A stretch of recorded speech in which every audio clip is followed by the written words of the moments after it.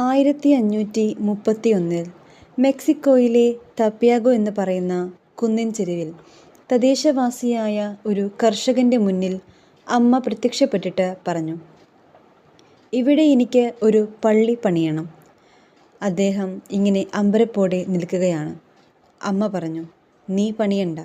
നീ ഇവിടുത്തെ മെത്രാൻ്റെ അടുക്കൽ ചെന്നിട്ട് ഇവിടെ ഒരു പള്ളി പണിയണമെന്ന് ഞാൻ ആവശ്യപ്പെട്ടുവെന്ന് മെത്രാനോട് പോയി പറയണം.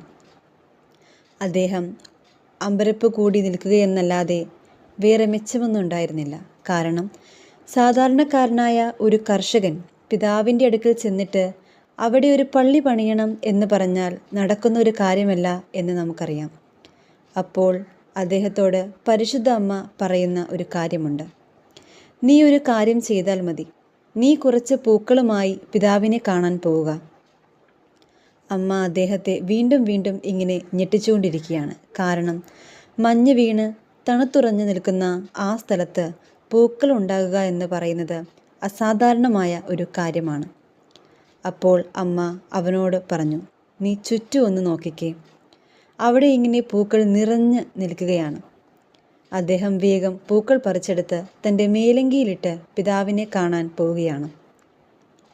പിതാവിൻ്റെ മുന്നിൽ ചെന്ന് മേലങ്കി തുറന്നു. പൂക്കളൊക്കെ താഴെ വീണു. അസാധാരണമായി എന്തോ ഉണ്ടെന്ന് പിതാവിന് മനസ്സിലായി. പിതാവ് അദ്ദേഹത്തെ സൂക്ഷിച്ചു നോക്കിക്കൊണ്ട് അപ്പോൾ വീണ്ടും അദ്ദേഹം ഞെട്ടിപ്പോവുകയാണ്. കാരണം തൻ്റെ മുന്നിൽ ജീവനോടെ പ്രത്യക്ഷപ്പെട്ട അമ്മ ഇപ്പോൾ തൻ്റെ അങ്കിക്കുള്ളിൽ ചിത്രരൂപത്തിലാണ് ഈ പിതാവിൻ്റെ മുന്നിലും പ്രത്യക്ഷപ്പെട്ടിരിക്കുന്നത്. പിതാവിനോട് കാര്യം പറഞ്ഞു.